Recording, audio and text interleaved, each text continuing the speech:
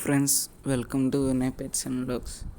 Friends, ఇవాళ అయితే నేను మౌలి ఫిష్ బేబీస్ని ఈ బౌల్లో అయితే వేసుకోబోతున్నాను.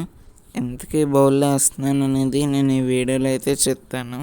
ఫ్రెండ్స్, ఫిషెస్ అనే వాటికి స్పేస్ అనేది ఎక్కువ ఇవ్వాలి, అంటే ఎక్కువ తిరగడానికి స్పేస్ ఉండాలి.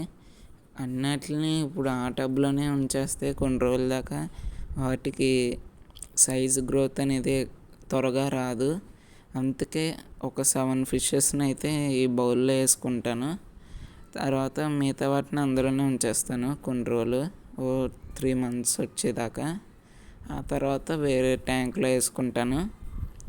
ఫ్రెండ్స్, ఇప్పుడైతే నేను చిన్న మౌలి ఫిషెస్ని అయితే ఇందులోకి వేసుకుని మీకు చూపిస్తాను. ఫ్రెండ్స్, వీటిని అయితే నేను చాలా జాగ్రత్తగా తీసి ఇందులో వేయాలి.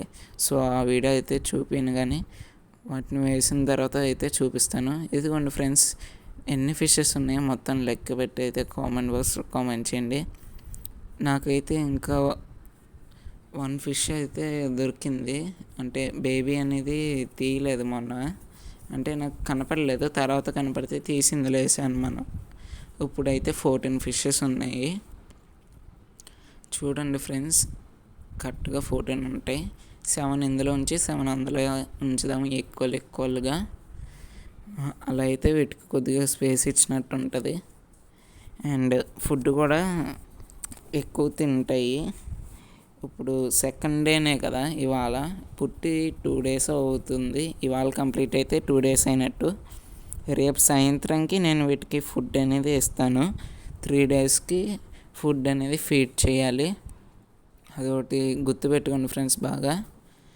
అండ్ ఇదిగోండి, ఇప్పుడైతే నేను ఇందులో అయితే వేసేసుకున్నాను. ఇందులో 7 బేబీస్ ఉన్నాయి, ఇందులో 7 బేబీస్ ఉన్నాయి. ఇప్పుడైతే ఈక్వల్గా ఉన్నాయి.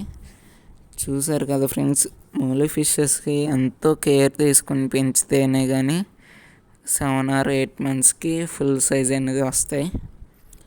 వాటికి లైవ్ ఫుడ్ కూడా ఇస్తేనే మంచి గ్రోత్, కలర్స్ అనేది వస్తాయి. నేనైతే మరి లైవ్ ఫుడ్ అయితే ఇంకా వీటికి ఇవ్వలేదు, ఇద్దామని ప్లాన్లో ఉన్నాను. ఇచ్చేలాగైతే ఆ వీడియో కూడా మీకు అప్డేట్ ఇస్తాను. ఫ్రెండ్స్, ఇంకా వీటి మీద ఏ వీడియోస్ కావాలో మీరే చెప్పండి.